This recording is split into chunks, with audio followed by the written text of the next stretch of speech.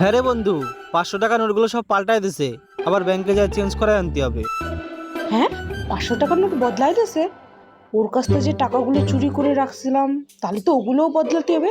দেখি তো কতগুলো টাকা আছে। चलो भाई, देखो अपने क्या करता हूँ।